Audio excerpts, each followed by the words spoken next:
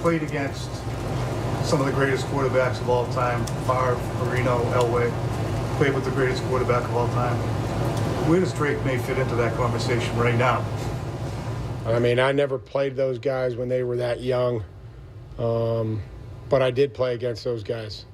I mean, I played against Dan Marino when his cleat was like 12 inches high because of his Achilles, and was on the dirt infield.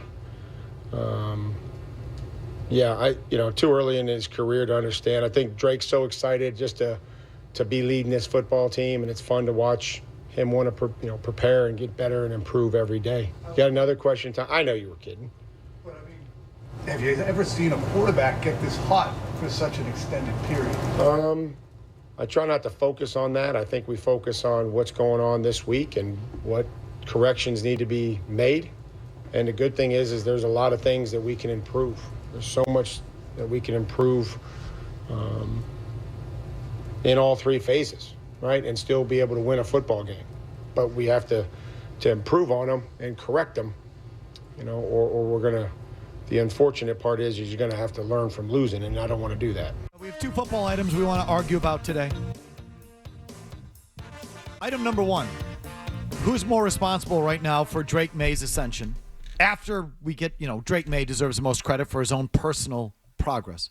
But if we're going to credit a coach, do we credit Mike Vrabel or Josh McDaniels? I credit Vrabel over McDaniels. Why? Because he's Parcellian in nature with the quarterback so far, firm but fair, and he cuts him down on occasion or doesn't give him a game ball when you feel like Drake Maye would be deserving of a game ball. He's doing this so that the kid doesn't get a big head, especially over these last 4 weeks where he's now played himself into the MVP conversation, rightfully so. I'd prefer that early on with a quarterback, other than the guy who's just the X's and O's guy and essentially like the script writer rather than the director, you know what I'm saying? And also, the head coach himself still kind of refuses to give the scriptwriter / offensive coordinator full credit for the ascension of Drake Maye, because every other time he's asked about, well, what do you think? If you ask the same question, who's been more responsible, and what do you think how do you think of the job that Josh has done with Drake Maye?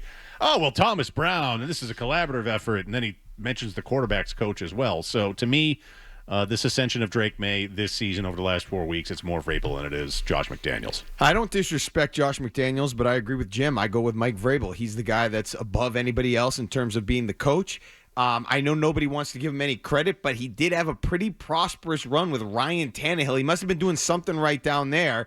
And I just feel like the attitude that he brought to the Patriots and subsequently to Drake Maye has rubbed off on Maye. And if I'm going to assign the credit a little bit more heavily, it's going to go to the head coach. I think they're in meetings. I think he understands the importance of the quarterback, so I go Vrabel. Yeah, I'll take a little victory lap on this because I started talking about this like 6 months ago about how I want Maye tied at the hip to Vrabel. It's Vrabel, it's not McDaniel.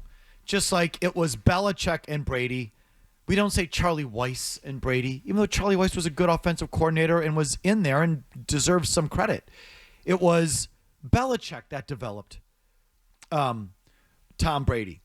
And I understand, current feelings aside, you know what I mean.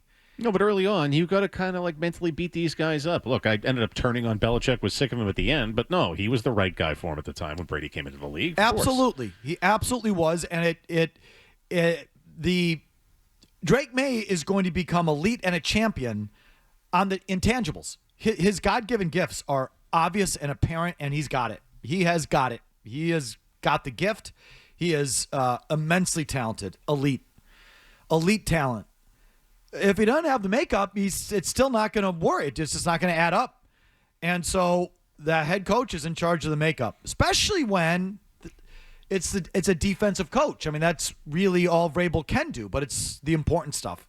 Vrabel's not going to be there as much as his offensive coaches with the footwork and the shoulder placement and the route tree, and here's how you go through your progressions. That's for the offensive wonky guys. Vrabel's there to get into him as a man, as a professional.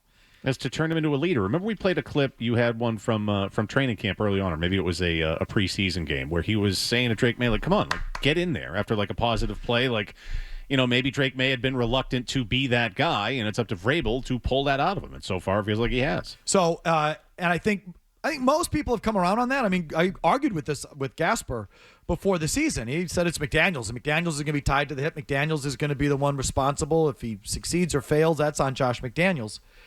Now that he's succeeding, Chris Gasper wrote a column in the Globe today. This week. Harmony between highly capable coach and quarterback? It's a reminder of the Patriots' glory days. He says the franchise has finally found a new power couple in Mike Vrabel and Drake Maye. No matter where the 5-2 Patriots final record lands, they've scored the most consequential victory of the season by unlocking the winning combination of proven coach and legitimate franchise quarterback. In Vrabel and Maye, we trust, and they trust in each other. And that's the story for all of McDaniels' ability and experience, and I think it's been valuable.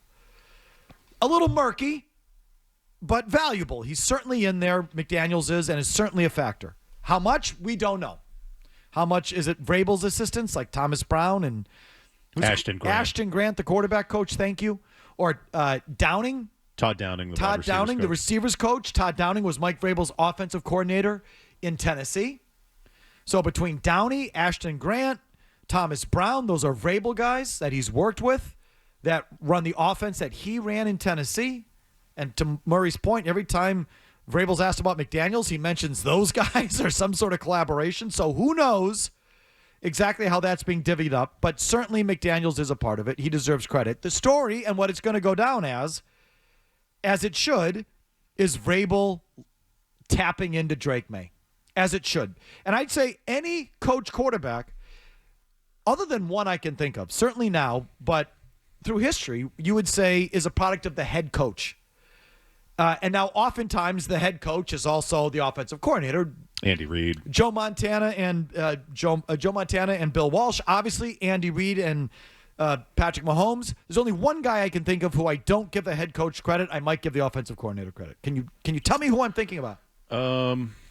When you think of Josh Allen, do you think of Sean McDermott? Yeah, right. That's very good. That hammerhead, or Brian Daboll and the work he did with him? No, Daboll. So Daboll is the name that's most associated with the success of Josh Allen. Right? Yeah, like I look at Sean McDermott, I'm like, you didn't do anything.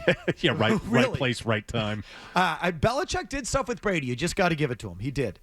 And Parcells did stuff with Phil Simms and Drew Bledsoe. Like that was, even though he had offensive coordinators, that was about Parcells and Bledsoe, not Ernie Zampese or Ron Earhart, or whoever they had there. Was Ron Earhart even the offensive? Who was the offensive coordinator when he first got here? Ron Perkins, whatever. It's the head coach. Yeah. And so it is with Drake Maye. It's the head coach. It's Mike Vrabel. This reminds me a little bit of, and I like it, Jim Harbaugh. Where I don't know, it wasn't the offensive coordinator, but when he got to the 49ers and it was Alex Smith, all of a sudden he got into Alex Smith a little, and Smith was productive. He wasn't elite, but that sort of reminds me, now that Vrabel's doing it again, he did it with Tannehill, now with Maye. It's sort of like that. Another good example.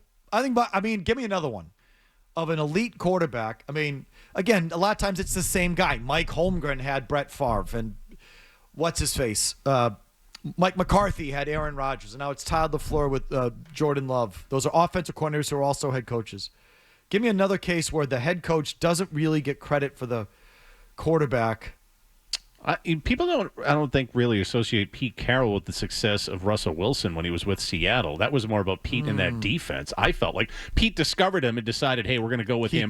After they signed, who was it? Matt Flynn. Matt Flynn that offseason to a big deal, but I feel like Russell Wilson was kind of on an island there, and Pete was. I don't know what you're looking for. What about like early Mark Sanchez and Rex Ryan?